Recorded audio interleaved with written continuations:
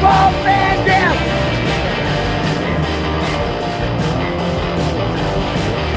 I'm Rob Van Dam. The whole show. From Battle Creek, Michigan, weighing 230 pounds, Rob Van Dam. Hey. Ooh, yeah. Third time's a charm. We got it. Nailed it that time. It was all blacked out before. Like, Yeah. It was like, uh-oh, what's going to happen? It's a dark, lights out. It's always Lights out, man. man. Let's go out in the arena like that. Yeah. What's up, everybody? This is RVD. Look at that. Yeah. We got a couple RVDs in the house tonight. Yeah. RVD squishy to play with. Heck It's yeah. lovely. Is this your daddy squishy? The attack dog getting it down. Yeah. And we're live on Rob Van Dam's YouTube channel and on RVDTV.com. So be sure to like, hit subscribe, whatever you got to do.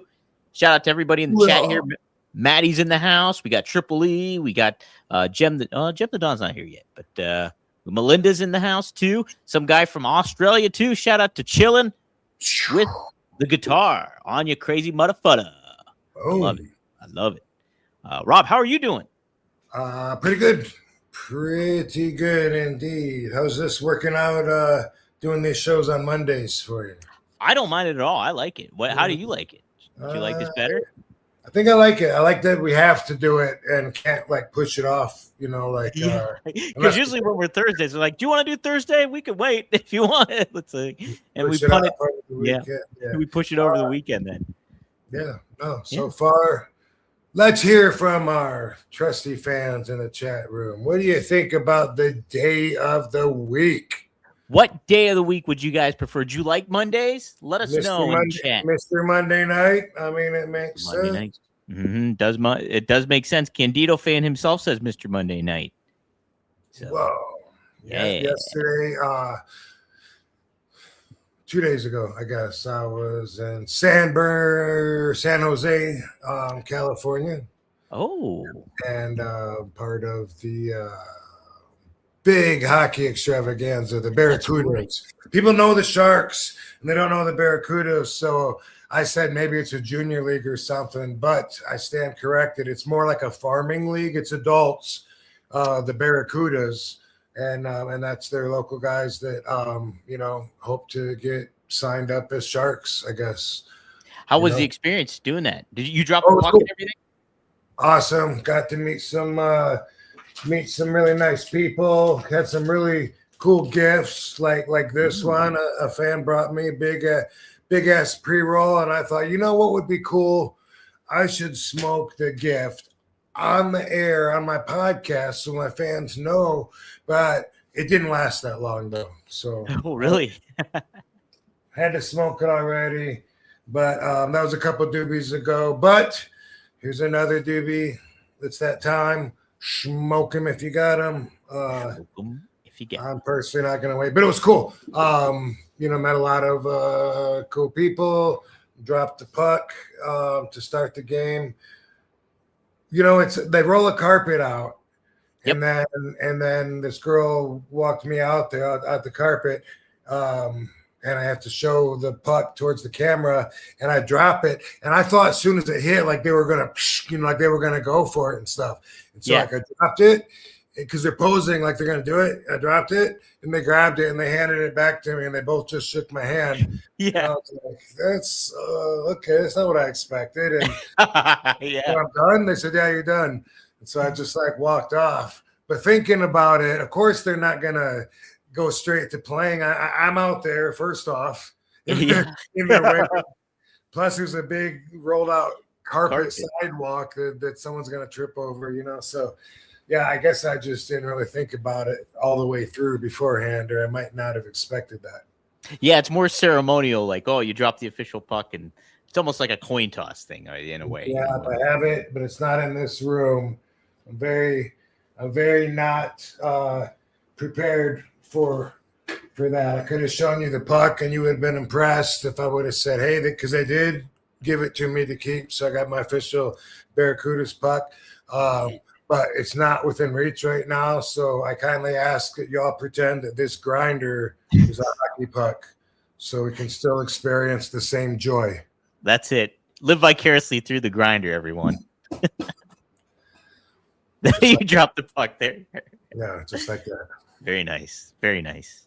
Can you ice skate, Rob? Are you a good ice skater? Probably not. Probably not. I mean, I don't think I've done that since I was very young, a kid. I mean, we used to do that. That was the ponds would freeze over, and when you're in Michigan, that's what you do because it's so fucking cold there. You get a sled to slide down the hills and you skate on the ice, you know. But it's been so long, I can't imagine right now that I would be conditioned enough for that little tiny blade to not max out my shin muscles. Yeah. I've never ice skated my entire life, so I don't know how it is for me. The ice is very unforgiving, I'll tell you that. I believe it. 100%. Very stiff to be taking bumps, your elbows, everything. That little 2-inch condensed padding makes such a big difference when it comes to just points, you know, like elbows, knees, ankles, whatever sometimes has to take the impact, but it's not fun on the ice. I couldn't only imagine. Did you stay and watch the game, or what did you do after you dropped the puck? After I dropped the puck, it was time to head to the airport, and there you go. It was a rare booking where I leave and get home the same day, wake up in my bed, go to bed in my own bed, and still was able to do an appearance. It doesn't happen very often, so it was really nice. Amazingly, I didn't even get jet lagged like normally the next day. My head's all foggy, and amazingly, this was not. Even though I had 2 flights in one day, it didn't affect me that way. Wow. Would you prefer that if, like, for most appearances, say like a 1-day kind of thing? Would that be kind of ideal for you if you're able to do it? The thing is, you have to live in the town or live close enough to the town to do it. You know what I mean? Like that. Right. Yeah. Wrestlers that come out to the West Coast, like it's depending on who you work for, I guess. But we always knew it was harder for us because most of the wrestling shows were East Coast, always have been. I don't know why, but when you're under contract and you're flying every week, like once every 3 months at the most, maybe even 4 months, they would come out to California or something and it'd be like, yay, or Arizona, like, wow, I might, not have to leave the night before. Otherwise, if you got to be there at noon or 1 o'clock in the afternoon, you usually got to leave the night before. So do you like red eyes so you can like wake up and start, wake up as if you really got good sleep on the airplane? Or would you rather sacrifice your whole day flying so you get in at a decent time so you can get a full night's sleep, before you work the next day? So it's where you live is a huge factor, the biggest factor when it comes to what you're saying. Of course, that'd be awesome if I go home every day. That's why, like, when you're a billionaire like Vince, you have a private jet, and then it doesn't matter. You don't got to worry about whether you can get out at night or whatever. After you're done working, you're like, see ya, losers. Get out. I'm getting the fuck out of here. I got 2 words for you. Fuck off. Yep. Man. Did you ever fly on the private jet, Rob? Yeah. Yeah, I got a couple of experiences on it. Yeah. I bet that's I bet it's pretty nice. The weirdest time was when I was the only one on it, like all by myself. Yeah. That was a favor, they were calling it. And it was me going and doing the music video for One of a Kind. Oh. Yeah, and it was like hard to do because of the schedule, super busy, no time off. So they put me on the private jet so that I could make it there and back without, like I'm talking about, you have all the convenience in the world when you got that kind of leisure at your fingertips. So anyway, I just remember though, like my immune system was breaking down because I've been traveling so much. And I remember just like waking up and I was just like freezing. And it was just me and like the two pilots in the front. There was like nobody else on it. And I was like, this is so weird that it's so important for them that I get there, that they're flying me there. And who's the guy? Who's the guy that is Vince's right hand man? That's always been there. He's a straight guy, doesn't really associate with the boys a whole lot. Was it Kevin Dunn? Not Kevin Yeah, Dunn. Kevin Right? Dunn. Kevin Oh, Dunn. was Kevin Dunn? Okay. Mm-hmm. He said, you'll be doing a favor for me if you do this, because I tried to get out of it, and then as payback, they threw me a lug nuts shirt one time and said, hey, wear that out to the ring, and then you can take it off, do whatever you want, whether give it to a fan or whatever, just wear it to the ring and you get paid extra for it. And that was like my payback for the doing the music video. Oh wow! So it was like a little sponsor thing, and like that you wore it. You got a little. Yeah, they used to do that in 2001 when I first got there. Lug nuts was we used to see them every week. I think Snickers might have been one of them too. Oh, like the spot, like lugs, the shoes. Is that? I guess that's what it is. The I'm boots, probably lugs, wrong. boots. Yeah, Yeah. lugs, boots. I remember that. Yeah, those. Yeah, Oh, that's crazy. I didn't know you. I don't remember you wearing the lug shirt at all. That's pretty funny. Yeah, and like I had too much fun shooting the video. You know, like once I started trying to make the guys laugh and shit when the camera was on their face and not mine, I got way too carried away with it. That became like the whole day. Would have been funny if it was a joke once or twice, you know, like, you know, but instead it was like every time I'd sit down because they weren't picking up our lines. It was music, so we're having a bullshit conversation. Yeah, there was no lines or whatever, so I would just try to make them down. You know, I just sit down and be like, "Do you guys think it's weird when people put pineapple on pizza?" Huh? What do you guys think about it? Like, I'm supposed to be talking about whose car is that out there? You know, challenging them for a race because there's a car out there. Like, yeah, you're gonna get that off of my pantomiming? Like, can I get an actor stand in here? right, yeah. Can I get a stand-in, please? So you interacted with the band Breaking Point and all that stuff, doing the music video and stuff. How were those guys to get along with it? Were they? They were super cool. They were super cool. Yeah, I thought that the song was just picked for me, like that they had released a few new songs and someone owed someone a favor or whatever, and they said, "Hey, that'll go for it." And they told me no, it was written for me, and I was surprised. I get the one of a kind, which was said a lot, but maybe not said as much before the song. I really can't remember.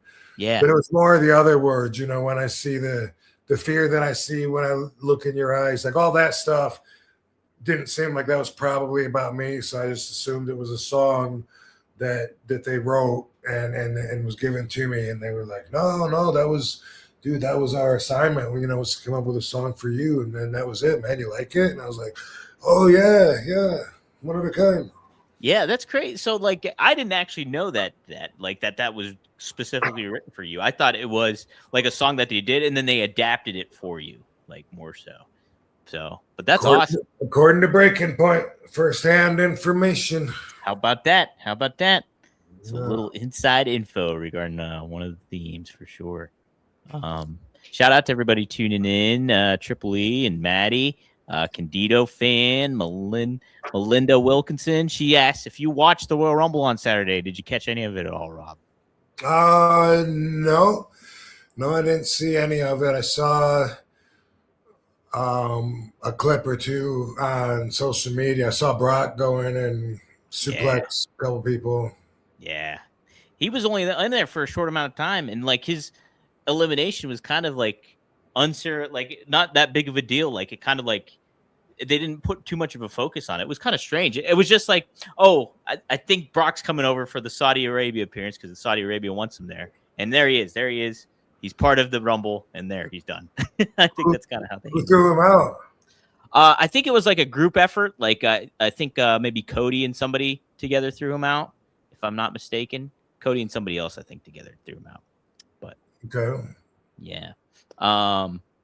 Yeah. What else was I going to tell you about the Rumble though? There was something went on. I saw the attendance looked, it looked like maybe somebody bought a few sections of seats and didn't care if they showed up or not. That's kind of what it looked like. And I don't know how much of it, because apparently each seat had a light and it like washed everybody out. Like, I think there was people actually in the seats, but it looked really empty. Oh, because there was like lights in front of, like, for some reason they put lights in front of each seat. So it like didn't look like that was, so I think it was more filled than it actually was, but I could be wrong at that too. I'm not too positive on it. I just thought of, like they got so much money out there, and that's always the subject right now is like, hey, are they selling out? Like we're giving up some quality of fans' entertainment just for the dollar and this and that. And just had a conversation yesterday with somebody, and it's like you can't argue with success. And it just made me think in Japan, often it would be like that, especially for other companies where the Yakuza was a bigger part of the company. Like with All Japan and New Japan, they're bigger draws. And I'm not saying they didn't mess with the Japanese mafia, but they would have been the least controlled by it as far as, just by their own size and success and popularity and mainstream status. So some of the other groups, FMW, for instance, some of those, I always heard that sometimes the crowds would be like almost empty. They'd be like one little family of like 4 or 5 people on each side or something sometimes. And they just go out there and they play to those people because, they bought tickets, but it's like something that they do. They're able to do it. They're powerful enough, have the access to make that happen, and it's really a win-win unless you really counted on selling a lot of merchandise and hot dogs. Right? Yeah. No, because I mean, if they front the paycheck and like they're covering everything, and it's just like, why not? Like they kind of do that stuff, especially if you're a business and you're really trying to make the money off of it, then it makes a lot of sense. I used to be. Oh, go ahead. Well, I was gonna say, every once in a while you hear about a celebrity, fucking whoever, I don't know, John Travolta bought a big section of the stands in the base at the baseball game so he could not be bothered and sit alone, or Madonna, someone like that. Like for them, it's probably was prospectively, it's probably their 10 grand is like someone else's dollar, and so they're like, why not? That's what money's for, is to make my quality of life better. So fuck off, everybody. These are my seats. Right. I'm sitting here. Nobody else is. By the way, in WWE, when you become champion, then you get first class if you didn't get it before. That's the big secret that I found out when I had the belt. No one told me that ever in my career.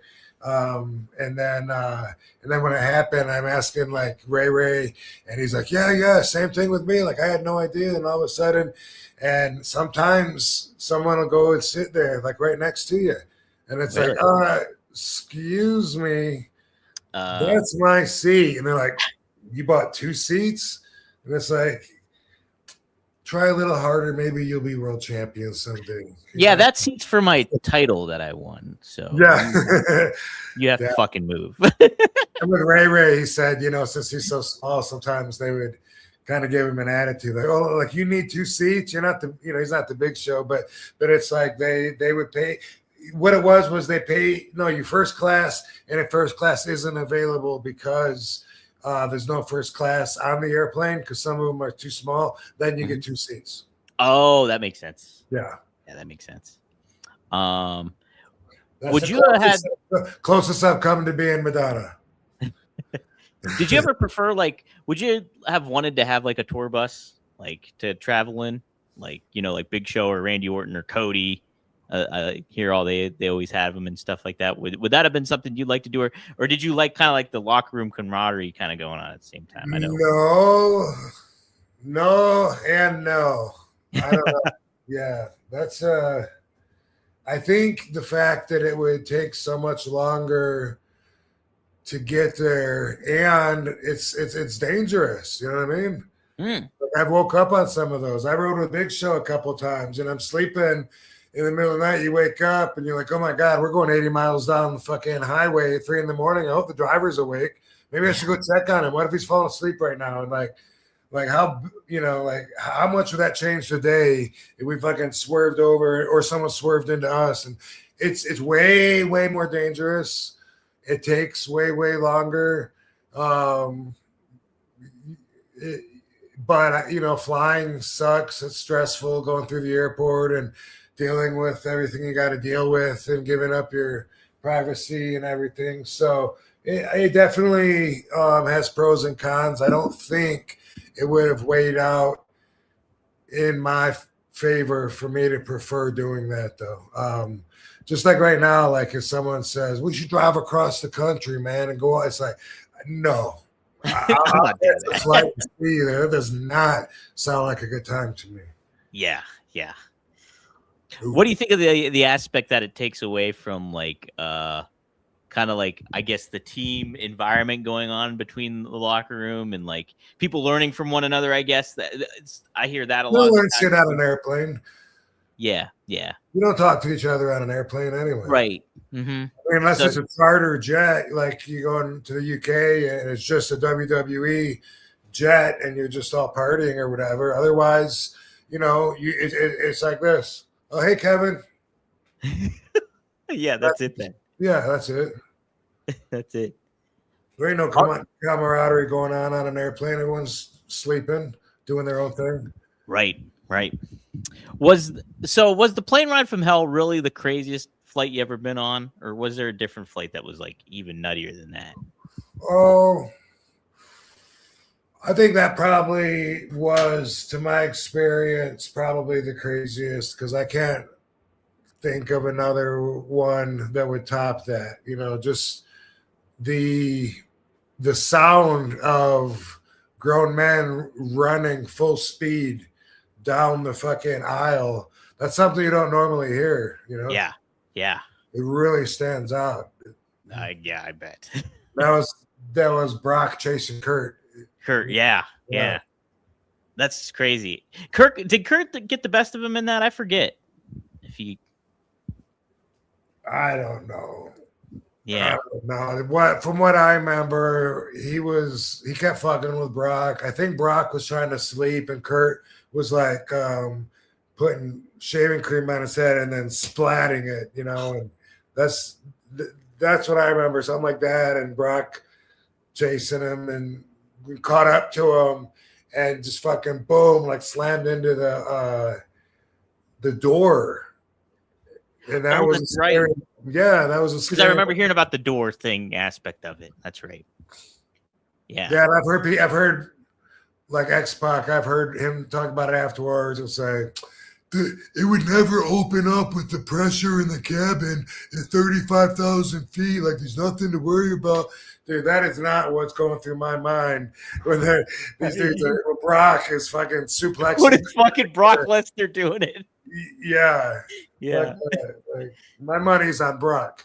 Right. Yeah. Oh man, yeah. I couldn't imagine that. Like Brock is he's like 22 at the time or something like that too. He's not that old. It's just like, oh man, getting like ribbed by Kurt Hennig at that point too. It's just Kurt just was a nonstop ribber. That's what kept him going, Yeah. That was his weed, That was his weed, huh? Yeah. Just doing shit like that.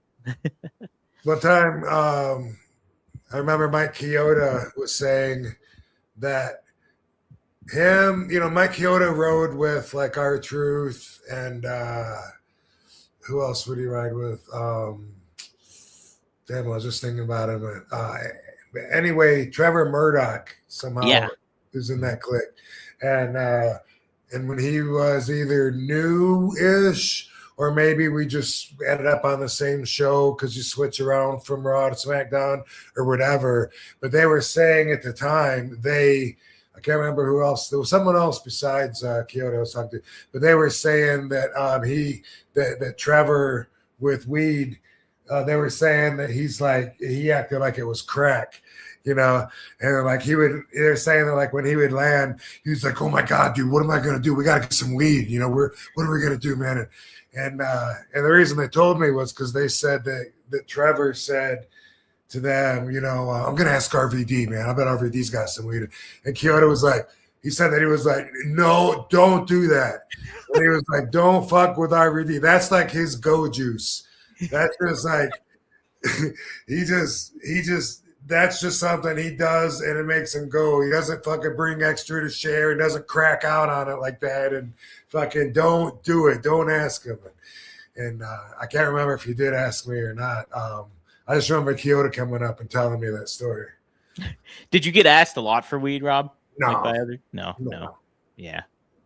Okay. No, people take care of themselves, and then especially doing my returns, then the pens were around, and pens were a total game changer. Now anybody can medicate anywhere, and chances are no one's going to even ask them, like, "Excuse me, sir, is that cannabis or is that nicotine?" You're right. Like it's either no vaping at all or leave you alone. Yeah, right. Yeah, nobody's like trying to employ like, "Hey, what are you smoking in there exactly?" No. Maddie adds, "I doubt anyone would cut RVD's ponytail." What happened with Michael Hayes? Just took like 3 inches off it, by the way, Maddie. Oh, did you? Wow. Yeah, it's not a big deal. Like every once in a while, it gets too long and I get it cut. Like people ask me sometimes, like, "How long's it been since you cut your hair?" And it's like, I mean, now a week, but like I probably do that every maybe 6 or 7 months or something, maybe a little longer, something like that. Yeah, it's not a big deal. I don't care either way. It just gets a little too long to where it's a pain in the ass sometimes. Right. Yeah. I haven't had to worry about that in probably like 12 years. So, let me see here. Maddie had another super chat here. He said, one of my first jokes when I started going up on stage was this girl said, "How long have you been growing your hair?" I was like, "My whole life." What kind of fucking question is that? Yeah, I didn't stop at one point. It's always growing. Maddie asked, "Did RVD ever pass Vince the doobie or suggest one?" Hey Rob, give me a light of that. Hey pal. No, I never passed him one. I don't. The closest I remember. No, I don't know if I ever suggested one in a joke. I feel like I might have, but nothing really stands out except a lot of people saw me giving Vince some rolling papers, right, at that Hall of Fame or whatever, and he popped. Went to all of its rolling papers, but that would be the closest that I can remember. Yeah. Who made Vince laugh the most, you think, like out of the locker room when you were there? Was there somebody that he kind of... it's not like when you're in school and there's a big class and everyone's in the same room together with the teacher. Sure, yeah. Except when we had meetings. Yeah, except when they had meetings. Sometimes we would have meetings, and that was usually something that would come around for a while, weekly meetings, then it would stop for several months. Then we're going to start having them again. It was like, it's always been sporadically applied to the schedule when it comes to meetings and stuff. And other than that, it's usually a one-on-one situation, or there might be 3 or 4 people around. So I really don't know. I mean, I know a lot of people knew him differently than I knew him, and because of that, I can't even imagine, who he enjoyed being around or joking with, or I don't know. Yeah. When it came to the meetings, was it more like a locker room kind of motivation, like Heyman kind of did, or was it more so business and this is what we have to focus on and worry about, kind of stuff. Yeah, no, it was more agenda driven. There would be a few points that we got to talk about. We're going to start doing the dress code. Guys are looking like shit, looking like you just got done working out and embarrassing us on flights or in restaurants or whatever. Guys are showing up too late. We're going to start fining. If you're not here by 1 o'clock, it's a $500 fine. If you're not here by 3, it's this. We're going to start doing that. It's Mickey J's job to Mickey James. Sorry, Mickey J. I love Mickey J. Mickey James' job to write down what time you get in and stuff. Don't be mad at him if he's stooging. It's his fucking job. Stuff like that. We're going to start doing this. We need less of this, more of this. Yeah. We need you guys showing up to work out. We're gonna start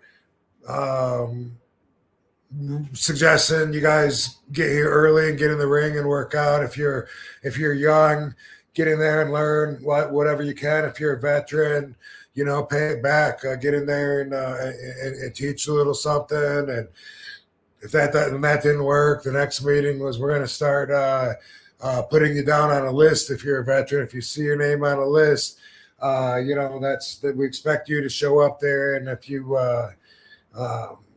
your name's on the list and you probably won't be, all the time, we'll give you a break after you do it. So don't worry about it. And then it could go into a private meeting. Like, how come you're not showing up? Your name's on the list. Oh, okay. Yeah, so it was more so like, hey, this is for everybody. We're not signaling anybody out here in particular. But then if it didn't work, then you get called in and be like, hey, man, what the fuck? What's going on? Very, very much classroom like in those meetings. Very much. Yeah. Okay. Even Do you think a lot of those? Who do I stand by? Yeah. Do you think a lot of those were like warranted, or were they more so like them kind of just taking control? More so of the aspect of like, hey, like, we're letting everybody kind of run loose a little bit. Like, do you think what they were doing made sense to do? Like when it happened a lot of the time, having those meetings. Sure. Yeah. Okay. Yeah. Curious. Interesting. Maddie mentioned By the way, something comes to mind. When I was with TNA, I wish they would have done a little bit more of that, just so I could have understood a little more of what they wanted out of their talent. I remember one time watching the monitor, and I was watching something, and it was something, that people like me that have been around a while point out because it's changed. And I said something, and Scott Demore was actually standing like right there. And I said to Scott, do you, like, if I see something, do you want me to tell the young guys, if I have like advice for them, or would you rather me just like do my thing and not bother them at all or whatever? And he didn't answer me. And so I figured that meant just worry about yourself. Oh, yeah. So, I don't know. No, that seems like. But if those meetings, where you talk about shit like that, you get everything out in the open, and then everybody knows, what page to be on.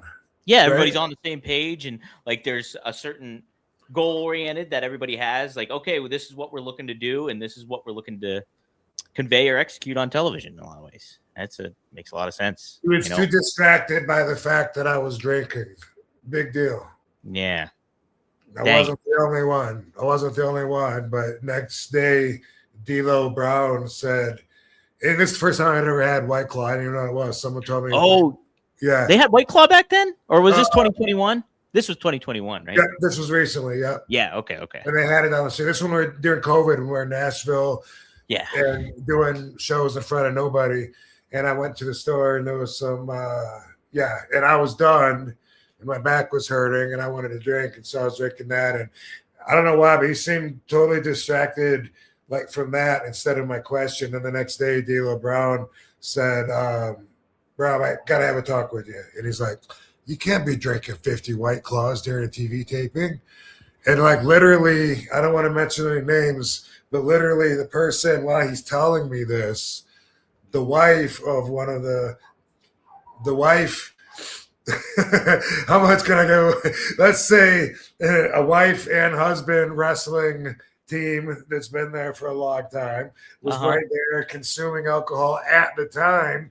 And I was just like, well, how ironic. But I didn't say anything because I don't want to get nobody else in trouble. And I wasn't in trouble anyway. It's not like they're gonna give a fuck. But someone did tell him to say something to me, you know? Yeah, that's kind of weird though. It's just like, you know, yeah, who cares? You're an adult. It's not like you're impeding anything in the match, or I don't know.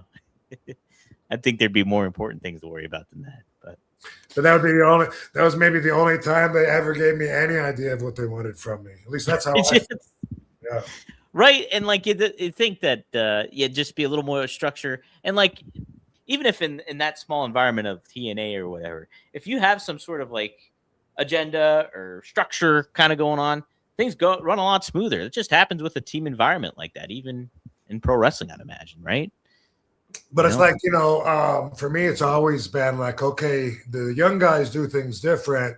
Does the administration see that as a bad thing, or do they not care and just see it as the way the business has changed? And the answer to that would be real important if my position was to somehow enforce my knowledge, or just offer advice, counsel, fucking open my mouth, you know what I mean? Anything like that. Because I don't know, maybe they don't care about the things that sometimes seem to drive me nuts, Would you have felt like, say, if Scott or whoever might have been in TNA would have been like, hey, Rob, would you mind like, kind of hanging out and like giving some feedback to a lot of the different younger wrestlers that are having, like, whether they're in the next division or they're just kind of starting off, would you mind just covering that, like giving that part of the responsibility while you're at TNA? Would that have been something you'd have been up for doing, like, on a consistent basis? We could have that conversation. Yeah. See? Yeah, that would have been cool. People learning shit. Maybe. I mean, it's not necessarily like a goal or but definitely could have that conversation and see what comes of it. You never know. Like, sometimes if you show someone a little bit of respect, then shine a little light on an area that that wasn't previously looked at as a strength, and guess what? Like, boom, here's, if you want to look at it that way, here's something I got to offer we ain't never talked about before. Yeah. How often, when younger wrestlers ask for your feedback or anything to that, do they actually heed your advice? Do you find them more often they heed your advice, or that a lot of the times you hear that they don't listen to sometimes? I don't think I give a lot of advice, really. And and if I do, I don't really think I'm in a position that's ongoing where I could see how my words have been applied in the long run to anybody, because it's usually going to be something like, hey, if you get a chance to see my match, and then usually I won't get a chance to see their match, and if I do and I found something, and it's then I'll tell them, dude, just something really, really small, but I think it's going to make a big difference. Hear me out. Like, boom, how this happened. And then I don't know afterwards what, that's up to them. Yeah. Especially too, if you're just there for like an appearance or something, and then, you're not there the next week or the next month or whatever it may be. It's just like, you don't know if they actually take your advice or not sometimes. Yeah. I guess that's too. Yeah.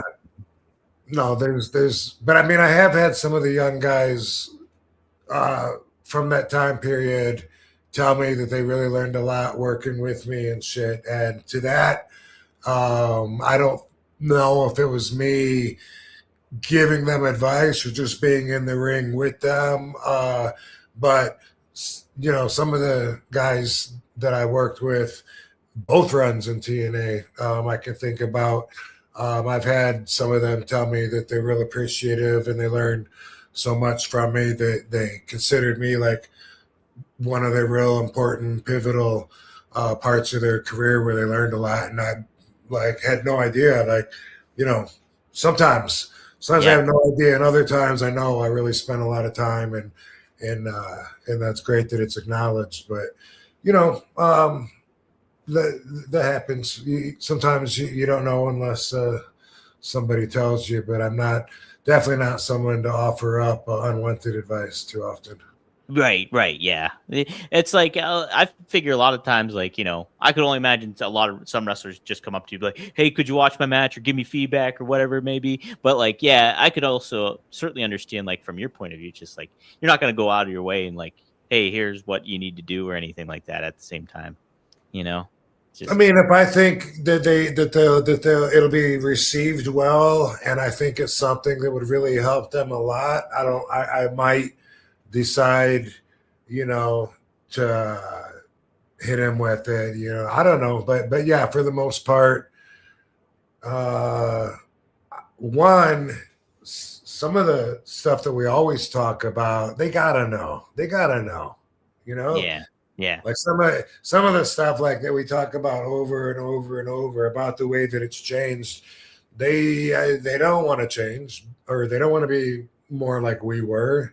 They're fine with being how they are now, and they're getting paid for it. So, you know, it doesn't even seem um, proper for me to stick my head in and say, no, fuck what you're doing now. You know, this is how we used to do it. You know, like who the yeah. fuck?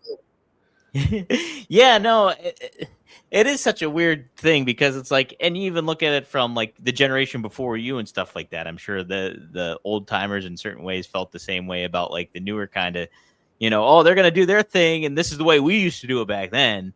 But like, it a lot of the times too, I always find it like if the younger wrestlers did pay attention to a lot of what the old timers used to do or the generation before them used to do, they would be like something new in the new era because it's just like nobody's doing that. Like nobody is heeding a lot of that advice. So if like, you know, I'm just gonna say a high flyer like ends up like slowing it down and doing the little details that we were talking about last week, that would make them stand out way more than, you know, anybody else on the roster sometimes, depending on how they handle it. So Probably so. By the way, I'm sure I mentioned this before, but I don't know if everyone listening knows this, but I started wrestling for All Japan Pro Wrestling in February of '93. And that was a big part of my job until '99 when Giant Baba died. And then I wrestled afterwards for Mrs. Baba and then went to all the other companies in Japan. I've been in Japan 22 times, maybe 23. And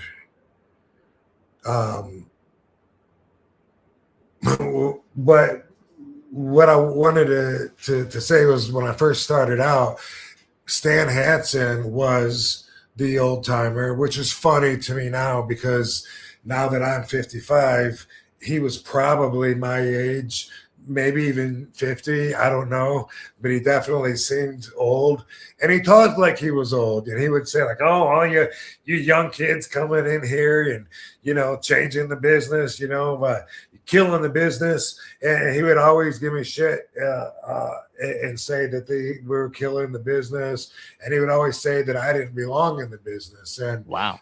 yeah, we developed a relationship, and like I knew that he liked me, but it was like really tough love, and he did not like the high flying shit at all, because he looked at that the way that I look at the way they do it now. You know what I mean? Right. Like he thought that seemed unbelievable, although he learned that I was getting that shit in whether he wanted me to or not. And he learned Yeah. that I wrestled him.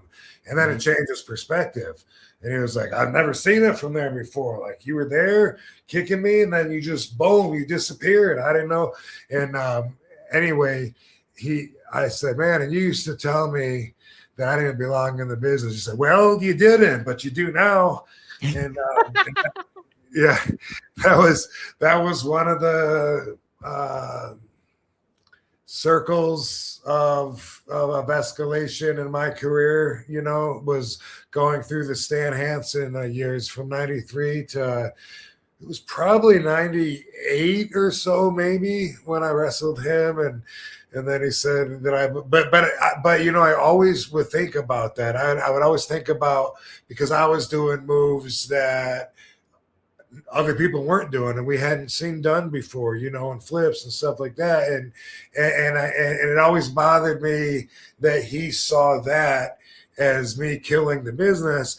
But then now when I see some of the other younger guys as killed the business, I don't even know if there's a heartbeat to it, but when I look at that, then it makes me stand. You know what I mean? Yeah. So it's like I'm the guy saying, "Get off my fucking lawn" or whatever. But it's so different because I was old school and compatible and could be in there with him, and that's what brought him around. Was that he didn't realize that just watching it. I guess I don't know, because I'd be in there with the young boys and stuff. Usually on his side.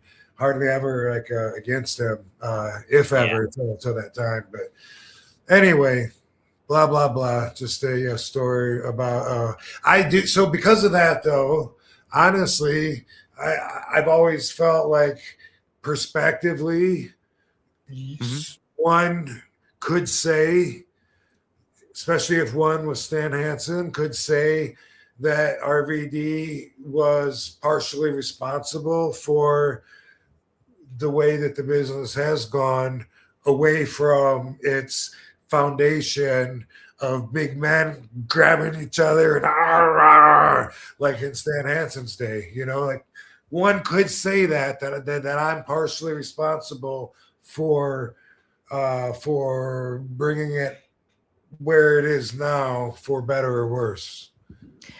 I think one could say that, but one could also say that things overall, like wrestling schools opened up where the people weren't properly trained, and like you were saying too, like we've said this before, is like the video game element coming into play, and like kids and everybody watching that and being like, oh, I want to do all that stuff and make all that happen. So I mean, like, sure, you introduced a lot of those move sets and certain, like a certain style that provided that, but like we always talk about, you had that core foundation that like Sheik taught you and Sabu taught you and etc. So it's like you had that there.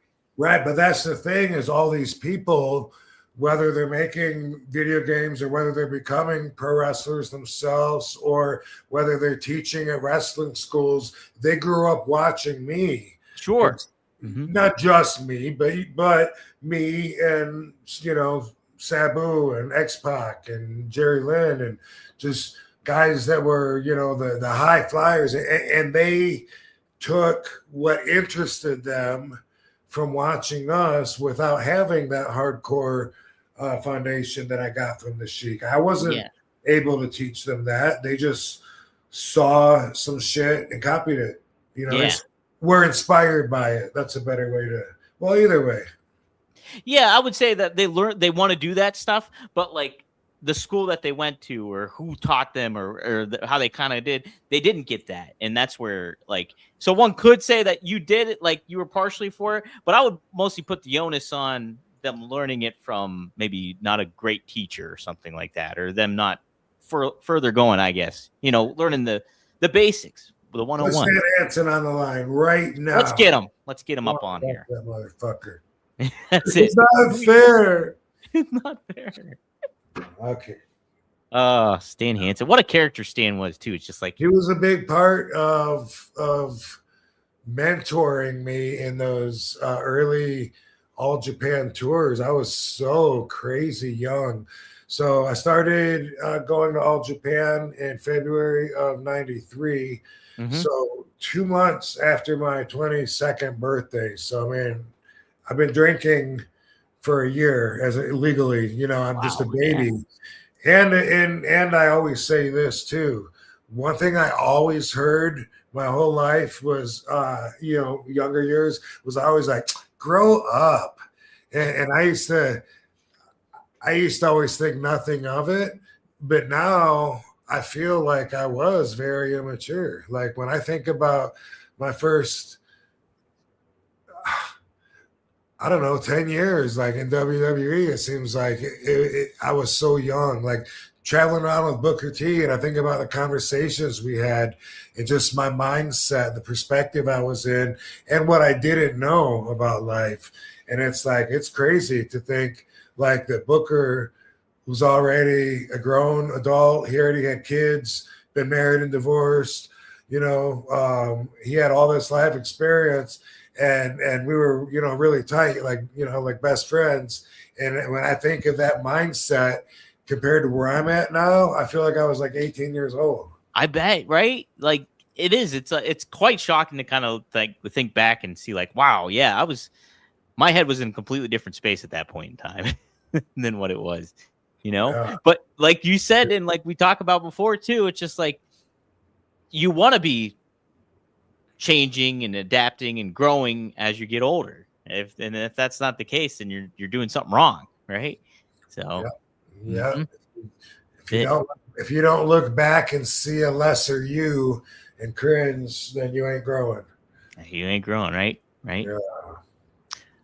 HW Crypt Keeper, thanks for chiming in. He says Stan is 76. Wow, 76 years old. Wow. I saw him last year when we were in Arlington or Dallas, whatever, Fort Worth. They're the same. Yeah. They're all like right there. So whatever. But there was a convention there. Was it WrestleCon? No. Anyway, in Arlington? Yeah. Or Fort Worth. It was something. It was something that we were all at, and Bobby Duncan Jr.'s wife and daughter came out, and then they wanted to see Stan because Stan was really tight with Bobby. He was really tight with Bobby's dad, and he tagged with Bobby's dad, and then he took Bobby Jr. under his wing, anyway, they really wanted to see him, and I was like, I just saw him. Hold on, and I like ran Stan, and we all got to talk for a little while and stuff, and it was good seeing Stan. He was always. I just think like I was like so young. I remember asking him like a kid, like I was having problems dealing with how many partners the girl that I was seeing at the time. And I remember asking him, like how many is too many, and it's just like, just to think that I would my mind would be in a position where I would ask somebody that and feel, like their answer is the right one, or right. It just makes me feel like I was 16 when I was talking to Stan. That was way before Booker even. Right. Yeah. So young. Well, to ask him that, to have that kind of conversation with him, and but yeah, like I said, he liked me, but always felt like he had to teach me something in the ring by hurting me, by loving you with a lariat. Yeah. With his glasses off, nonetheless. Yeah, his partner standing out on the apron, and he'd want to like whip me one time for no reason. Like, wow, what the hell was that? Yeah. Oh, I gotta share with you. There's a channel on YouTube, Roy Lassier. He's been posting a lot of All Japan stuff around the time that you were almost maybe there or there. Like, so, because like 91, 93, maybe some of the matches are. And I'm like, I should share this channel with Rob. I haven't watched any of it, but there's a couple of it looks pretty interesting. Some All Japan. I saw Baba there and stuff like that. So pretty neat thing to check out. I don't need to watch young RVD wrestle. No, you don't want to watch on you. No, thank you. No, not your cup of tea, huh? I'm good. You're good. Okay. Let me see. Oh, yes, Maddie brought this Soul Ruka and the Soul Snatcher. That's a great. Yeah. When people ask me who's my favorite wrestler, sometimes I say her. I just, I say I could come up with a different answer if you ask me in a different time. It's not something I feel super strong about. But I was trying to come up with her name, Sol Ruka, and like, man, she gets it in a world where you can't stand out anymore by being more acrobatic, because everyone's doing everything. But then she still finds a way to be different in that world, and it's just like, and being extra impressive with doing the moves that that are just incredible. And like she's definitely one to watch. And I said that this weekend when I was asked, but then afterwards when I was thinking about it, if I do have one answer that's a more of a solid answer, though, probably Brock. Oh, Brock he's just on another level. Like I even said this too when I watched the Rumble and I gave like feedback about it. I was like, he completely changes the dynamic of any match that he's a part of. Like it's just like if Brock Lesnar's involved, that's a presence that's unlike anything else. It's true. Yeah, it's true. He's probably my favorite overall. I'm always going to be interested in what he's doing. I saw the clip of him fighting Frank Mir, like he's making his debut UFC fight. And like, I didn't know that he only lasted like 90 seconds in the fight until Frank got a hold of his leg and tapped him out. But I was like, dude, what a freaking performance even early on. He was just laying into Frank earlier on, and then Frank got him. He was hammering him. Yeah. It was crazy. Yeah, I became a huge fan of Frank Mir's that night watching that. Like he always looked so confident, even though Brock was like swinging cinder blocks at him, he was loving him. and he's just like calm, like he's chewing gum or something, and just waiting for his moment. And then as soon as he got the fucking knee bar on, he just fucking wouldn't let go and tapped. And I was like, at that point, I didn't think anybody would be able to beat Brock. I was like, dude, he's going all the way. He's staying on top. He's an alien, some shit. Yeah. But we gotta also throw in there that Brock got him in the rematch. He did get him in the rematch, and then Brock was just dominant. One of the best like UFC fighters there ever was after that fact. Yeah, big fan of Frank Mir's though. Yeah. Much respect to that for sure. Yeah. For be able to take those hits and then just keep your composure enough and be like, change your strategy where like I'm gonna grab his leg and then lock him into this, and that's how I got him. It's impressive shit. I did a signing that Frank Mir was at like it seemed like it was like 4 or 5 years ago, maybe. Mm-hmm. But while I'm talking to him, I thought he was Mark Jindrak. Oh, did you? That's great. Could you see that? I definitely could see that. Yes. Yeah. I don't know. Like it was like I looked at him and it was like I knew that I knew him, and I hadn't seen Jindrak in years, and I was just like, hey, fuck, I ain't seen you in a long time, He's talking about shit, and he was looking, extra jacked too. And then and then I walked away and then realized who it was, and I came back to him. I'm like, dude, I'm a dumbass. I thought you were the Saudi dude. Like, hey, Frank, good to meet you. I'm a big fan. That's great. He was cool both times, but I never noticed that before. But apparently, Jindrak and Frank Mir look similar. They do. When you mention it, yeah. Now I can see them both, and it's like, yeah, they do look a lot alike. I just saw Mark Jindrak on Facebook. He mentioned that his daughter got baptized by the luchador priest that was based off of Nacho Libre. Oh, yeah. Okay. That's funny. Fran Tormenta, I think the priest wrestler's name is or whatever. But it's a small world. Small world. I just saw him today on there. So how about that?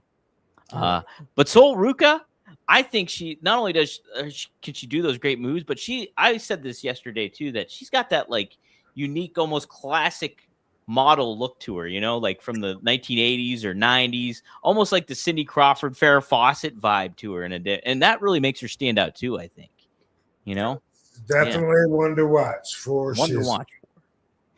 Yeah. Devin says I was just on Raw. I don't know if I was. I know Marcus, my brother, made a little appearance. Oh, they saw it. That's funny. Yeah. So I'll have to keep my eyes peeled. Maybe I have a doppelganger besides my Did brother. he get suplexed or anything? I don't know. I'm excited to watch. Like, I don't want to ruin it for myself. I want to watch it, and I was like, I hope he gets beat up. We'll have to see, though. We'll have to see. Let me see here. Trying to see anything else, chats. Booker T on commentary is the number one reason I enjoy watching NXT. I can dig that. I like Booker T on commentary too. Is he always the guy? He's always the guy on NXT. He gets some criticism. Some people don't like him as a commentator and stuff like that, but he adds a different flavor than anybody else. And I think he's such a legend that it's cool to have him a part of that, you know? So yeah, I always dig cool. Booker T. Somebody earlier on did say that we should get the Godfather on the show. Yeah. He'd be a good one. Mm-hmm. I know. I definitely do plan on having him. Yeah. He'd be a great one. He'd be a great one for sure.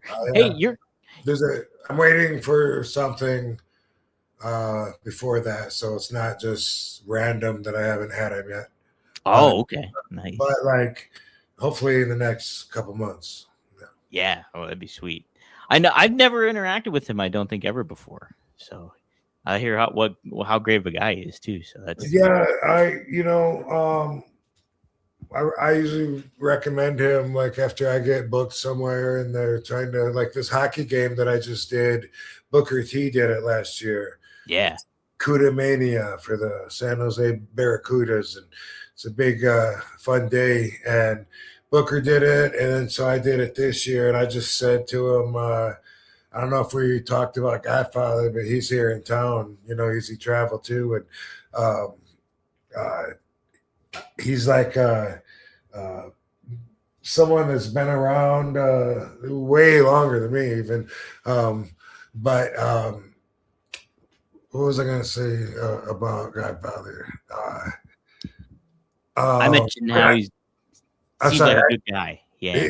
Yeah, and he lives not too far from me, and I'm gonna have him here. My brain just went two different ways because one, I wanted to tell you about the time that we met. It was really romantic. Ooh, it was a blind date, and we were set up by everybody that we knew. All the wrestlers kept saying, like, dude, you haven't met Godfather? Are you serious? You two would love each other, man. He loves weed like you do. And everybody was saying that to both of us for a while before we finally were at a SmackDown show together and went out in a car and smoked together. And they're right. He's awesome. He's a cool dude.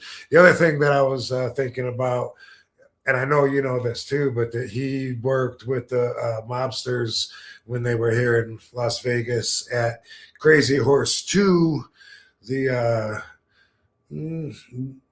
I guess the last really well-known spot for the mafia activity, because that they had to sell that place and off and everything, and now it's the whole building is down. It's been raised or whatever, caught fire a couple times, and anyway, he worked there with a bunch of guys that got in trouble for what they were doing there. Yeah. Man, what a fascinating character he is too. You think about all the gimmicks he's been through, like as Papa Shango and Godfather and Kama, the Supreme Fight Machine, and then the Good Father. Yeah, was he a Soul Taker or was that someone else? I think that was him. I don't know. Soul Taker? Yeah. Was that in a different company in WWE? Because it might have been then, if that was the case. Because I don't remember. Who was the pro wrestler Soul Taker? The Soul Taker is a professional wrestling persona used by Charles Wright in the late 1980s and early 1990s. Would you like to know more about his wrestling career? In the early 80s? No, shut up. In the early 80s when I was in like fifth grade. Oh, okay. So he was. That was. I was in fifth grade. Thanks for the clarification. Why do I gotta sing in music class? I'm not gonna be a singer. I'm not singing. Yeah. That's great. You step by my blue suede shoes. You can't do anything. Stay off my blue suede shoes. That's me in choir or music class. That is And that funny that they make kids do that kind of stuff. Oh, you have to do this and you had to do that because, like, I think, like, when I went to public school, like, I signed up for choir because I wanted to do it. Like, but like, I don't think I had to do it. Like, it's kind of weird. yeah, it's like, I guess their idea is you give kids a little taste of everything in life, and Yeah. then force them to participate in everything to find out what they might have an affinity towards. So, I don't care. You're going to play soccer. It's soccer season. Yeah. Get out there. Play hockey, football, baseball, whatever the sports were. Like, it would change every few weeks, right? In gym class. Yeah. You have to learn all the rules or you're an idiot. Dodgeball. I hated dodgeball. You did? I love dodgeball. I loved it. That was like my favorite. I was wasn't awful at it. I wasn't an athlete when I was young playing that. So it just seemed like a bully kind of game, really. I don't know. I could dodge great. I could never throw the ball great. I would never get anybody out. I could always avoid the ball, but I'm thinking like 4th or 5th grade. Crazy. But anyway, yeah, that's every class. Why are we talking about that? Fuck class. I don't know, because we talk about choir and kids being forced into doing stuff. I guess in a way it's good. Like, oh, try the instrument out. Try playing an instrument and see if you like it. And if you don't like it, then don't do it anymore. But like, oh, try playing a sport. Get involved in the team environment and see how that is for you. And if you don't like it, play it for the year and get out of it. I don't know. Why not try that? Put that in your mouth. See if you're gay. Yeah, try that out. If you like it, keep it in there. Yeah. I mean, is that a valid point or no? Like, you're just saying, like, throw everything at him and, like, hey, try it. Hey, drop your pants. You might like this. You don't know. Okay, well, maybe not that. Definitely not that. Oh, but I'm just saying, like, where do you draw the line? Like, if there's a lot of shit that I didn't want to do and I hated it was like, oh, God, I got to go to sewing class. You know what I mean? I don't sew. So I guess it's a fair point, though, because it's just like, if you really don't want to do it and you're forced to do it, are you really going to be that into doing it after the fact? Like, maybe, but I don't know. It's just like, if it's not for you, it's not. Usually kids get interested in something and then they want to do it. And then they're like, okay, try it out. If you like it, then do it. But you got to commit to it or something. I don't know. Well, I know you still like to cut up your construction paper and make little paper maches and stuff, and for your little home projects hanging up on the wall behind you and stuff. Yes. A lot of people don't do that no more when they're adults. No. That's true. Construction paper kind of falls to the wayside when you're getting out of elementary school. I used to love doing that though as a kid, like making Valentines and all that stuff. I know you did. Thanks. I think we got all the super chats. I think that was it for the super chats. Did you have any of the 5 recommendations this week, Rob? Yeah, I'm gonna recommend 5 mobsters for people that are interested all in checking out some mobsters. These are definitely not obscure names, but they're not mainstream names that have had a lot of spotlight on them. So you may or may not know them. If you do, then you know a little bit more than probably the average person who wouldn't know these names at all. But just if you feel like it and you want to take RVD's recommendation, check out these 5 mobsters that I find interesting, and I'm recommending them because I think that you will find their stories and their personas very interesting too. All right. Yep. So let me see. I'm gonna start with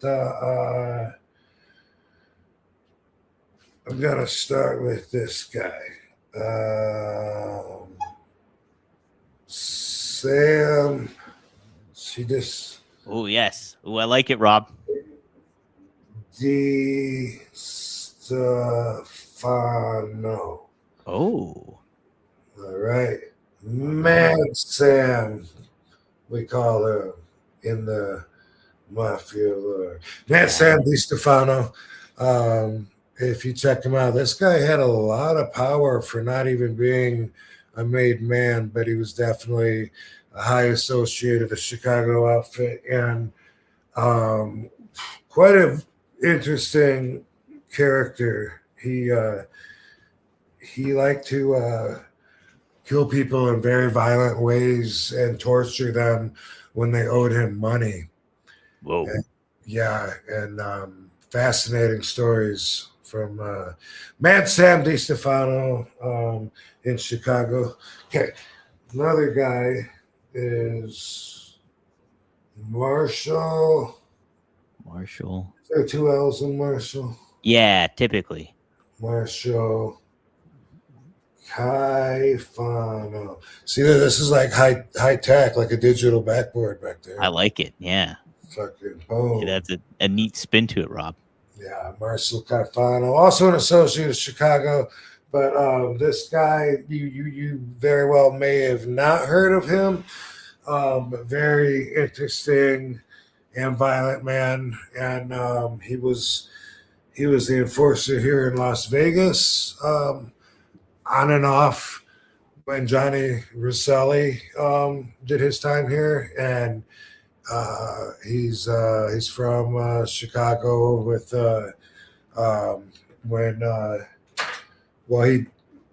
he covered quite a few years, but he came down here when Sam Giancana was the boss, and just look this guy up. He had gun and was not afraid to use it. Right? Yeah. And then let's see, that's two. I want to say this name. You may have heard of him or maybe not, because he has had like some bios or documentaries on him. But anyway, they all have books, by the way. But Tommy Patera. Nope, Tommy Patera. Tommy Patera. Yep. Tommy Karate Patera. Karate? Yep.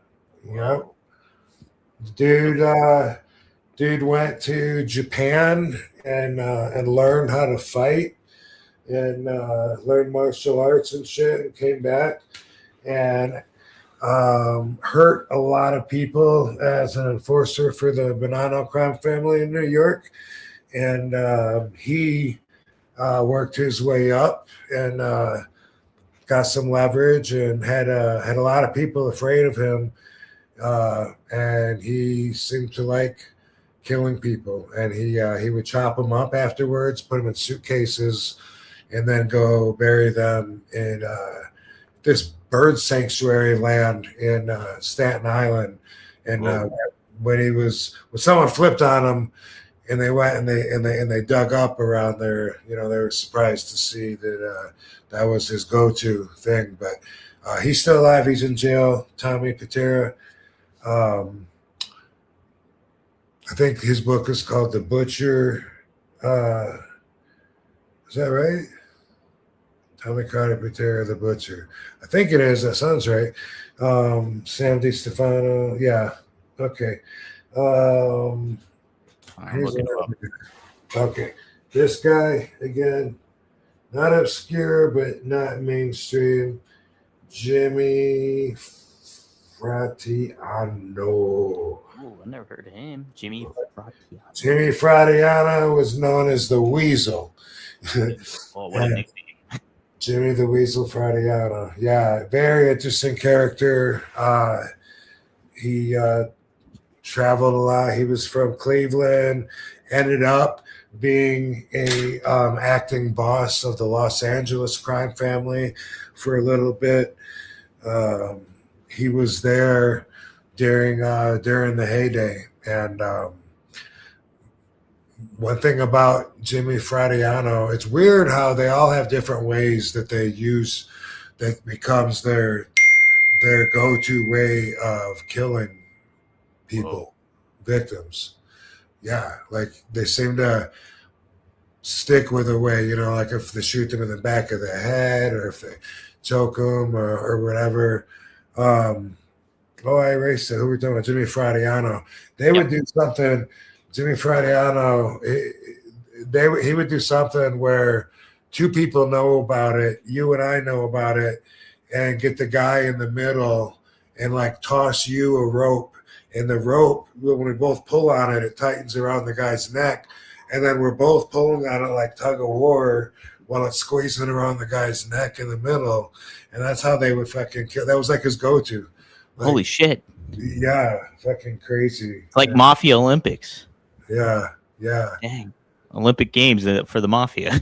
Some people used knives, and slice their throat afterwards, or just two in the back of the head, whatever.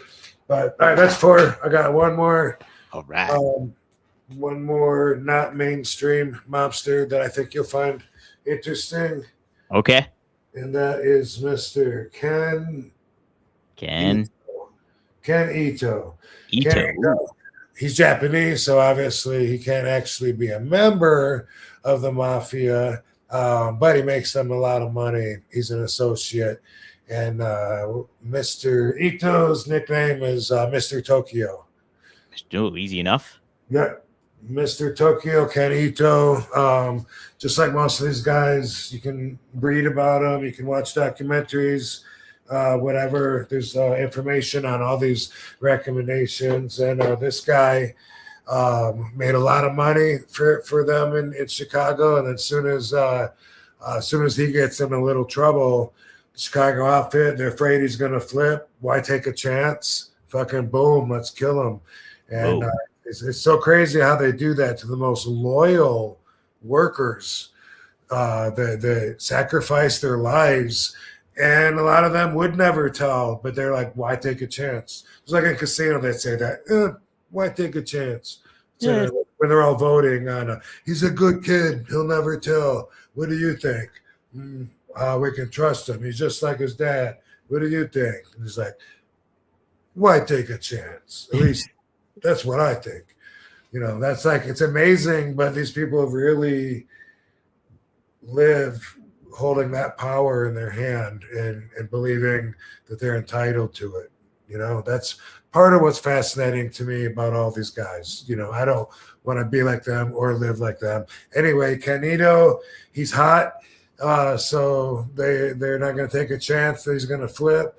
So they shoot him in the back of the head from the back seat of the car. They tell him, hey, park here, puts it in park. Boom, boom, boom. Fucking drop him on the driver's seat. And then they get out and they leave.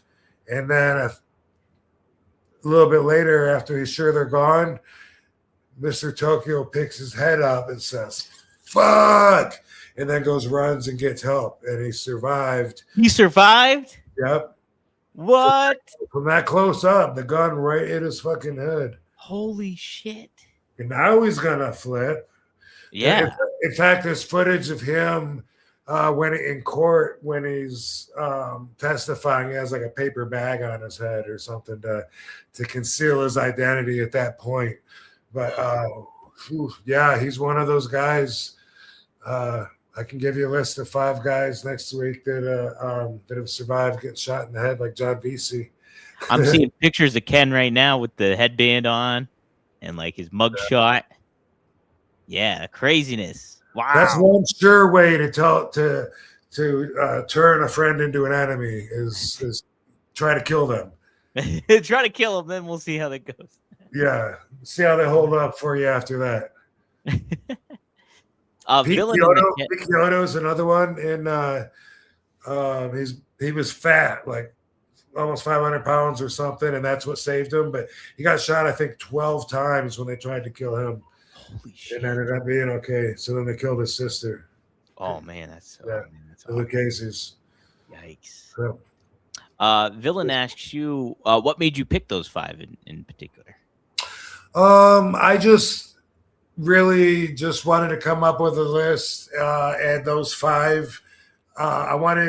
I thought of five that would be really interesting if somebody um, was curious about mobster lore and they didn't know that much, or even if they do. But I was thinking about people that don't know that much that would just want to know, like, what would be interesting, like, what's who would, maybe be like really interesting to somebody, even if they're not a mob archaeologist that tracks down the facts and dates and stuff.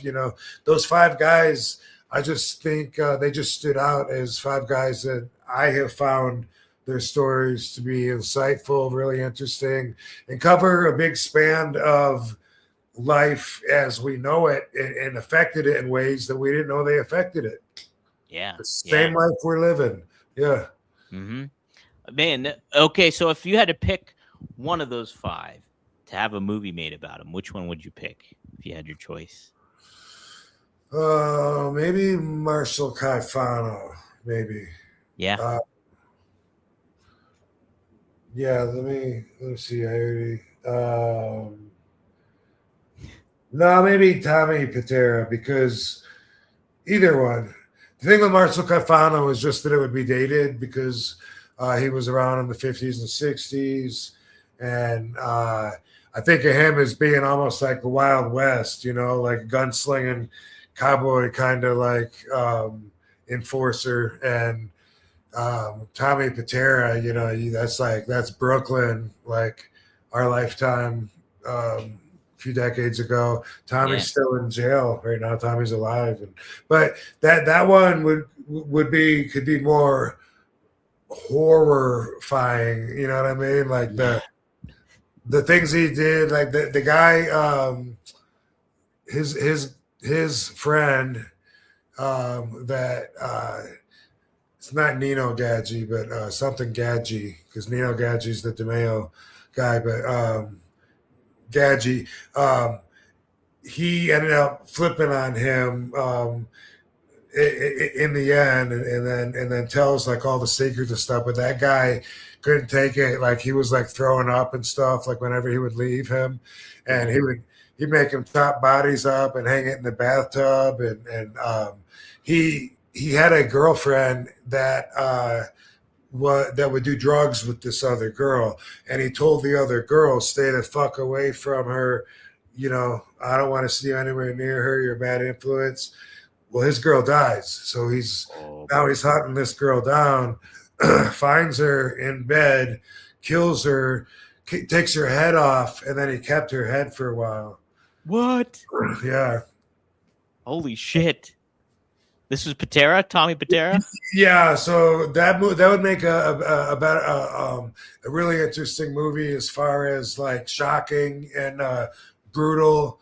Marshall Caifano too, though, was he killed a lot of people, and one guy that testified against him, and he did, I think, 15 years or something, and got out, and then couldn't wait to fucking hunt him down and kill him, which he did. And Tony Accardo, I guess, told him he couldn't do it in Palm Springs because no murders there because everybody lives there, but mobsters and movie stars, for some reason, all used to live there in Palm Springs, and he wanted to do it there. But anyway, he was the guy that, an oil guy that fucking testified against him and put him in jail, and he fucking couldn't wait afterwards. Fucking, boom.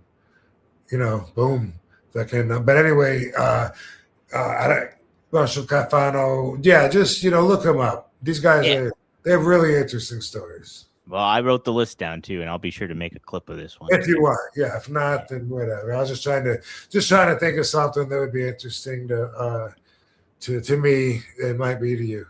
I think that's really cool. You named all those guys. I didn't know any of their names, so I learned about them. So I'll have to do some research on them. That's cool shit. Yeah. Jimmy the Weasel, Sam DiStefano, Marshall Caifano, and Tommy Karate Patera, as well as Ken Ito, Mr. Tokyo. Check him out. So Sam DiStefano had a torture chamber in his basement. Good call. And he would Good bring people that owed him money. That was his deal. Was he would loan people money at an extraordinary rate, and they wouldn't be able to pay it back because I can't remember if it was like 20% a week they got to pay back on the base or something. Anyway, he has two brothers originally. One brother, Mario Di Stefano, is also a mobster, and then they have another brother.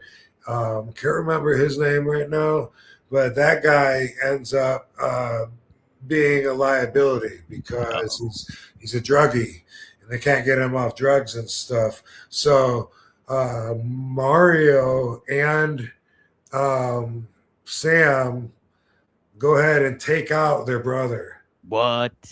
Kill him. Damn. And then later in life, Mario Di Stefano and Tony Spilatro kill Sam Di Stefano.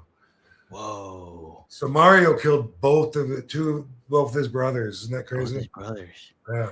Tony Spilatro, where have I heard that name before? Joe Pesci plays him in Casino. They call the character Nicky Santoro, but that's Tony Spilatro. Gotcha. And he was a prodigy of Sam Di Stefano, by the way. Oh, okay. Yeah. Okay, cool. Good to know. Dang. Okay. Wow. What wild stuff. Yeah. Before we move off the mafia, I did want to mention too, Ricky Dozan, the wrestler, right? He got killed by the Yakuza, didn't he? Yes. Mm-hmm. Yeah. I forget what the story is. His daughter is the one that would book me for Noah. Okay. And she told me about it, but I can't remember why or if she even knew. I can't remember what the story is behind that. He wasn't even Japanese though. He was some other descent, I think, but he was so popular earlier, and he was one of the bigger wrestlers before. I didn't know he wasn't Japanese. Yeah, I'm pretty sure he's not Japanese. Alexa, was Ricky Doza Japanese? See if she knows who that is. Ricky Doza, known as Ricky Dozan, was Korean Japanese. He was born in Rock in Korea, but became a Japanese citizen and took the name Mitsuhiro Momota.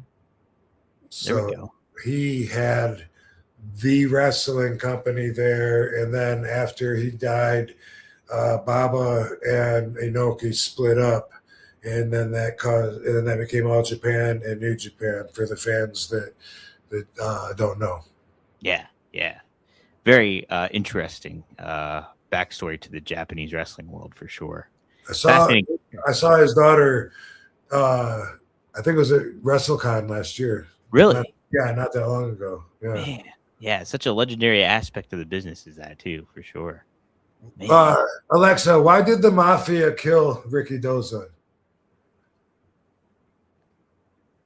Ricky Dozan was stabbed by a Yakuza member after an altercation in a Tokyo nightclub on December 8, 1963. His connections to organized crime likely played a role in the incident.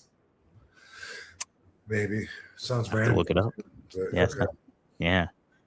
Jeepers. Have to look that up a little bit more. I have a neat book. It was called the Comic Book History of Pro Wrestling.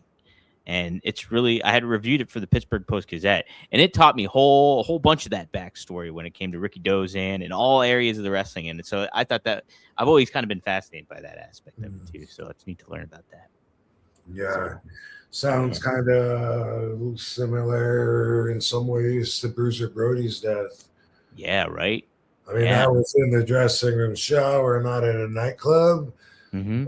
It is thought of as being not just a one-on-one issue that was solved that night, maybe. Yeah, because oh my gosh, who was the person that stabbed him? I can't remember. It was something too. Jose Gonzalez. Yes. What was his gimmick name? He had the Invader. Invader, that's what it was. The Invader, because Bruiser, he was rough with him, and he took liberties with him, and then Invader got angry about it, and hey baby, I don't know, dude. That is one of the stories. Yeah. Hey. What's up, Katie? Hey. How's it going? Good. Hey, I like the shirt. That's the NXT one, right? Yeah. Yeah, that's awesome. Hell Yeah, yeah. NXT what shirt? Mhm. Oh, Yep. Your Cool. NXT shirt that they had. I That's love sweet. you. I love you. That's what I said. Super Crazy was there Saturday too. Really? Yeah, at the San Jose hockey game. There was a wrestling ring out in the parking lot, and they did a little show. I say little because I think there was only like 3 matches or something. But I was inside signing at the same time, so I didn't get to see it. But I was in the dressing room when I saw Crazy, and I Super Crazy, te amo. He was great too. I love Super Crazy. Yeah. He was awesome. Katie, how's the babies? Good. I was just spending time with Saba at the hospital. Yeah. Karma's doing great at home. That's awesome. I was telling Rob before we were recording, I was like, I saw the picture of you guys and you holding them and stuff like that. They're so tiny. Yeah, they are. So tiny. I know, next to his hand, it's like they're, well, even without his hand being there, but his hand gives them a size reference. Like their fingers are like this long. Yeah. He's so cute. Yeah, it's so cute. Yeah, they're No, doing awesome. Yeah, that's great to hear. That's great to hear. So, oh man. Well, yeah, it's been a fun episode. Oh, here we go. Somebody dropped a super chat. Gem the Dawn. What's up, Rob? Hope you and Katie and the kids are doing good. Awesome. Thanks, Jen. We're doing awesome. Yeah, doing awesome. Here's a free recommendation for you. Ooh. Just something. If you want to know something that short attention span entertainment, just to look up right now on YouTube. Have you seen the dude that says, if you can take me down, you get $1,000? No. Dude, put that on right now. Look that up. The dude's name is the Kid Giorgio. That's where he's at. I don't know what's quicker to find, but Let me see. Okay, I'm pulling up. nobody can take him down. And I know that, he could show whatever, but he says that no one's ever taken him down. Okay, so what's it? What should I type in? At the Kid Giorgio. At the Kid Giorgio. Thank you for the compliment. Someone said I look great. He did. Hey, Thank you. Did you see it?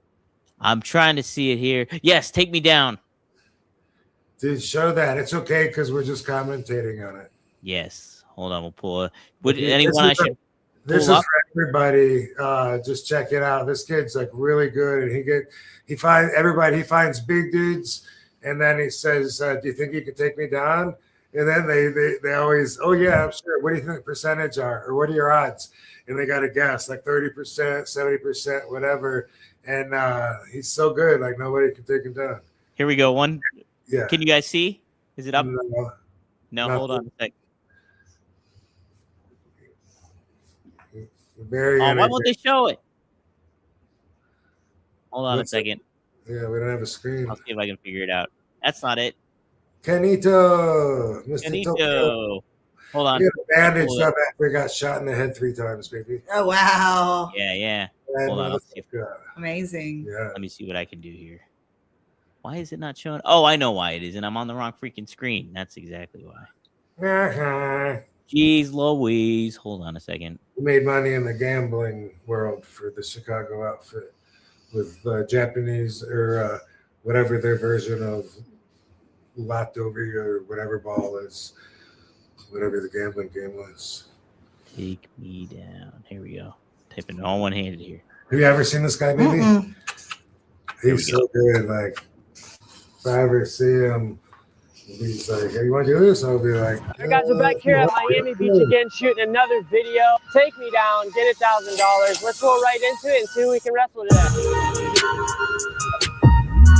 Hear it?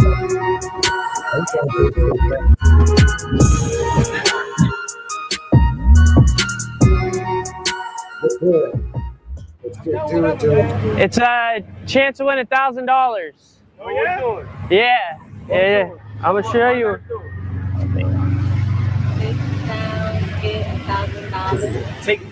You get 3 tries. You take me. You a wrestler? Yeah. You Uh-oh. take me down once out of 3 times, you get MMA $1,000. boxers, wrestlers, You down? I'm down. Let's do it. We'll go right over here in the grass. First challenger of the day. Looks like a big guy. All right, guys, we're back with another video. Take me down, get $1,000. Who we got here today? Dave Bengal. Dave, question for you. Have you ever seen any of my videos? Never. No. Do you have any combat experience? I go to the gym. Boxing, jiu-jitsu, wrestling? A little bit of wrestling in high school. How many years of wrestling? Probably half a semester. Okay. And you play any other sports growing up? Football, lacrosse. That's it. If I asked you 1 out of 10, what do you think the chances you take me down today? I got a 7.5. 7.5? Realistic answer. 7.5. All right, let's do it.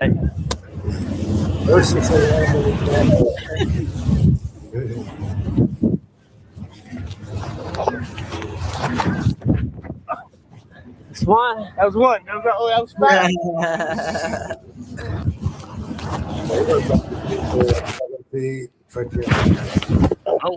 Oh, that's 2.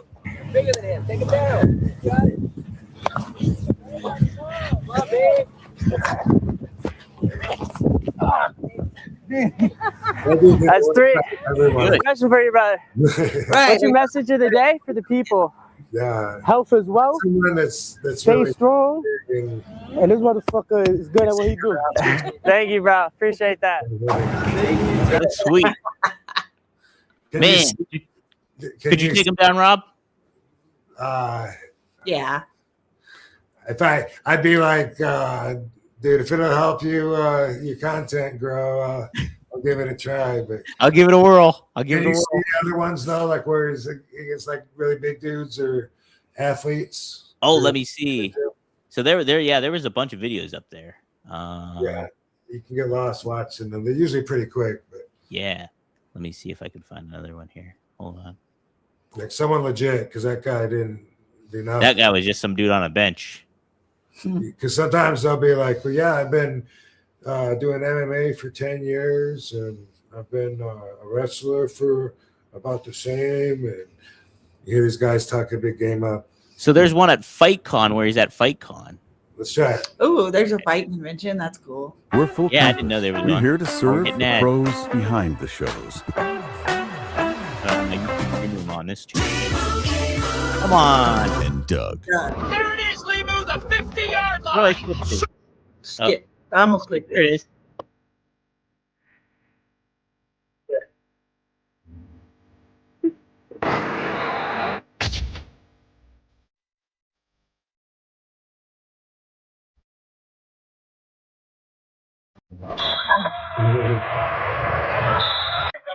I just got the record.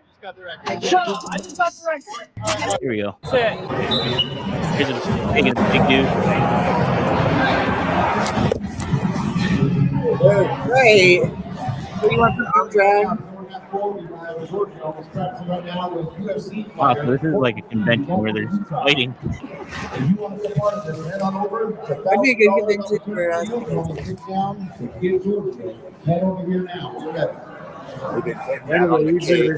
There's just a whole bunch of him down.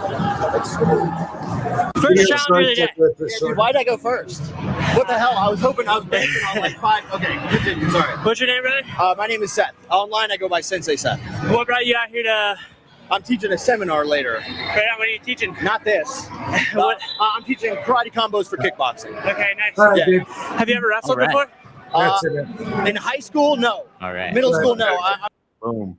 I just wanted to put the kid over because Yeah. he's awesome. And they usually, the shorts that are like, how long can a short be now? They just extended it, right? I think like 90 seconds, right? Or 3. Can they go 3 minutes now? I think it's longer than it used to be. Maybe if it used to be 90, then maybe it's 3 now. I don't know. But, Yeah, it might have been. Yeah. but yeah, I can watch a bunch of him one after another, and then just ask them all, about their experience, and then if they think they can take me down, and then what are the odds, and then boom, every time. Boom.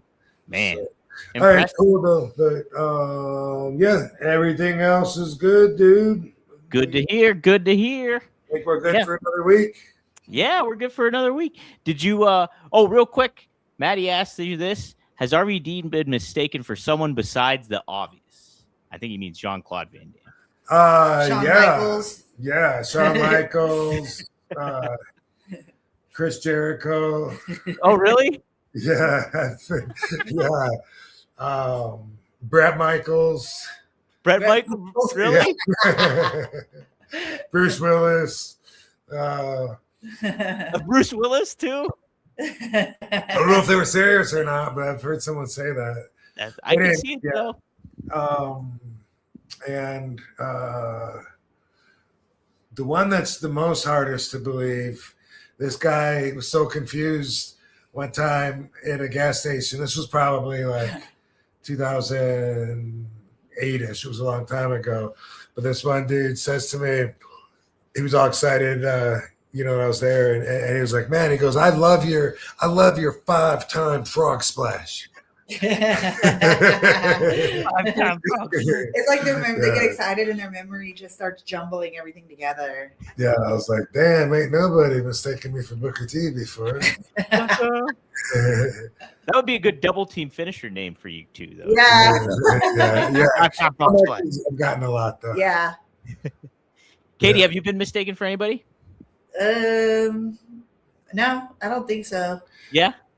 What about You think so? someone asked if you were the girl on the poster? Oh yeah, yeah. The driver when we were at WrestleMania said, "Is that you?" And it was a big poster of Nia Jax.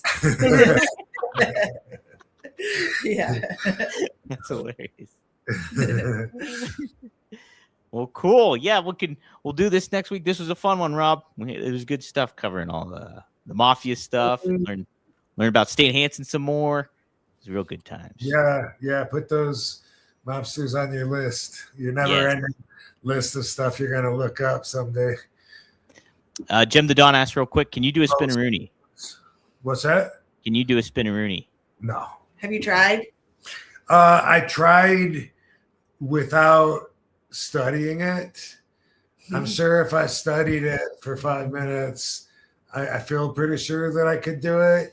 But right now, if I was given a test and not allowed to look at it, I wouldn't know how to do it. Yeah, that'd be a difficult one, I think, to prove. Yeah, He put me on the spot one night in front of everybody. Oh, That's just something Booker was doing for a while. Was having fun. Like whenever he would tag with somebody, he'll come on, everybody, let's come on, let's see the spin-a-rooney, RVD. He's got everyone and chatting and he said mine was the worst one he's ever seen. is this like where we could find proof of it, or was it like a No, live show? it's like a house show. Okay. I think there's footage. There might be footage of like him having the Undertaker try to do it or something. Yeah. That before. Yeah, I feel like if I studied it for a minute, but it's not something naturally that I can just do and move everything the right way. Yeah. That'd be the tough thing. Not without being shown or studying it. No doubt, right? Well, maybe next week we can try it out. Yeah. Usually Wait till next week, everybody. I wanted to add a dancing segment to the show. Yeah. We'll get the 5 recommendations and then the dance off, the RVD dance off. Got going down.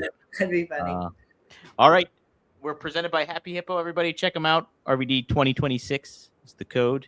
Got some good product behind me there. Hippo. Right there. Shout out to Happy Hippo. Thanks. Them RVD420.com. Some good glassware going down too. Yeah, shout out Happy Hippo indeed. Hippos don't They say move. moo? No, I was waiting for someone to catch that. So there we go.